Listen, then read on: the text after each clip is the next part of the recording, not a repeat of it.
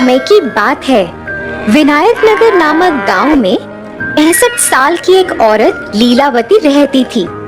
वह अपने 2 बेटों और उनके परिवारों के साथ रहती थी। वह एक ही घर में रहते थे। लीलावती को स्वादिष्ट खाने खाने का बहुत शौक था। उसे अच्छे कपड़े पहनने का, आईने में अपने आप को देखने का बहुत शौक था। जब उसके बेटे काम पर निकल जाते, उसकी बहुएं अपने काम में व्यस्त हो जाती, मगर लीलावती को इस बात की कोई परवाह नहीं थी। बड़ी बहू, ओ बड़ी बहू, इधर आओ जरा। जी जी माँ, बोलिए। अरे क्या तुम मुझे वो गिलास दे सकती हो जिसमें पानी रखा हुआ है? लीलावती बहुत आलसी थी। अपने बाजू में पड़ा हुआ गिलास भी वह उठा नहीं सकती थी। वह हर बार ऐसे ही करके किसी न किसी को बुलाती और उन्हें परेशान करती। उसकी बहुएं उसका कहना तो मान लेती थी, मगर वह भी बहुत परेशान रहती थी, क्योंकि उसे खाने का बहुत शौक था। जब अच्छा पकवान पकता था तो वह खुद रसोई घर में जाकर देखना चाहती थी कि क्या पक रहा है। अरे बहू सुनो, तुम क्या पका रही हो? खुशबू तो बहुत अच्छी आ रही है। फिर जब लीलावती की बहुओं ने खाना बना लिया तो वह इंतजार करती थी कि वह रसोई से बाहर कब आएंगी।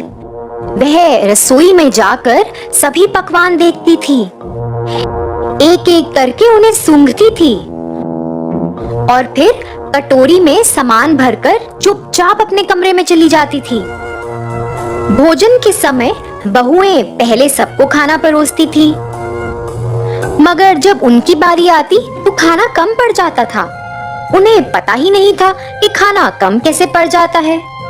कभी कभी तो उनके पति उन्हें गुस्सा भी करते थे कि क्यों उन्होंने सही मात्रा में खाना नहीं बनाया है। ऐसा देख के लीलावती मन ही मन खूब हंसती, मगर वह अपने बेटों को कुछ नहीं कहती थी कि वह अपनी पत्नियों से ऐसे क्यों बात कर रहे हैं। फिर एक दिन लीलावती के बेटे बाजार से कुछ मिठाइयां लेकर आए और वो मिठाइयां उन्होंने अपने बच्चों के लिए रख दी।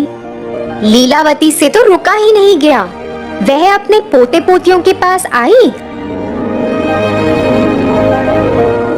और मिठाई का डब्बा उनसे ले लिया। सुनो बच्चों, ये मिठाइयाँ मैं तुम लोगों में बराबरी में बांटूंगी।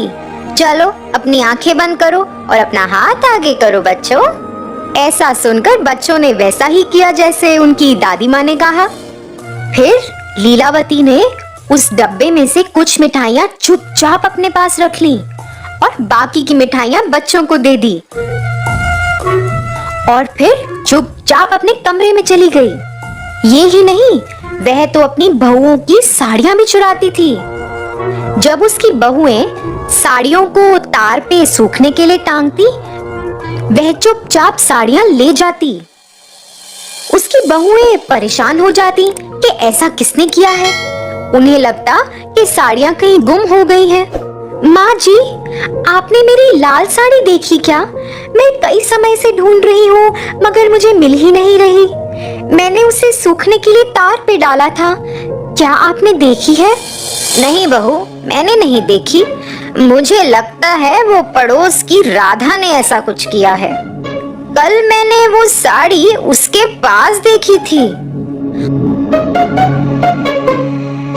हाँ माँ जी, मेरी साड़ी भी गुम चुकी है। मुझे लगता है ये राधा का ही काम है। तुम दोनों को उसके पास जाकर बात करनी चाहिए। ऐसा बोलकर उसने अपनी बहुओं को बहकाया। जैसा उनकी सास ने कहा, वह दोनों अपनी पड़ोसी राधा के पास गईं और लड़ने लगीं। राधा की तो कोई गलती ही नहीं थी और उन्हें लड़ता देख लीलावती दूर से हंसने लगी। इनको तो पता ही नहीं चलेगा कि ये मैंने किया है। देखो कैसे लड़ झगड़ रही हैं। लीलावती ऐसे ही अपने परिवार में सबको तंग करती। फिर एक दिन जब वह खाना खा रही थी, लीलावती को बहुत खुशी हुई ये जानकर कि अगले हफ्ते दशहरा आ रहा है। और वह चाहती थी कि सब लोग नए कपड़े खरीदें। जी माँ, हमें कपड़े खरीदने चाहिए। और हाँ, अभी सासू माँ भी आ रही हैं, तो क्या आप उनके लिए भी कपड़े खरीद लेंगी? वह दशहरा मनाने आ रही हैं। यह सुनकर लीलावती नाराज हो गई। उसे जलन मच रही थी कि वह क्यों आ रही है। आने दो उसे, मुझे पता है यहाँ से उसको कैसे भगाना है। अगले दिन लीलावती अपने कमरे से बाहर आई और उसने अपने बेटों और बहुओं को किसी का इंतजार करते हुए देखा। वह सब वरांडे में खड़े थे। हे भगवान, देखो कैसे ये लोग उसका इंतजार कर रहे हैं। क्या इन्होंने मेरा इंतजार ऐसे किया है कभी?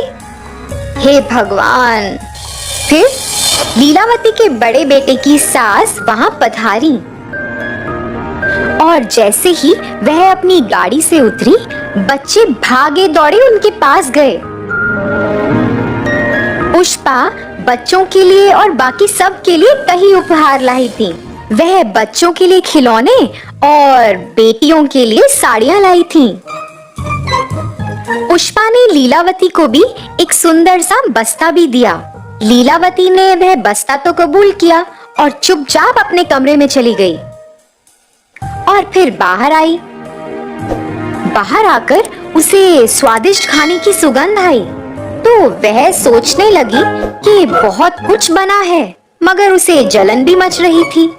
ये देखो, इन बहुओं ने मेरे लिए कभी इतने सारे स्वादिष्ट पकवान बनाए हैं। अभी मैं इनको मजा चखाती हूँ। फिर ऐसा सोचते हुए वह इंतजार करने लगी कि कब उसकी बहुएं रसोई से बाहर आएं। जैसे ही वह दोनों रसोई से बाहर आई, चुपचाप लीलावती रसोई घर में चली गई।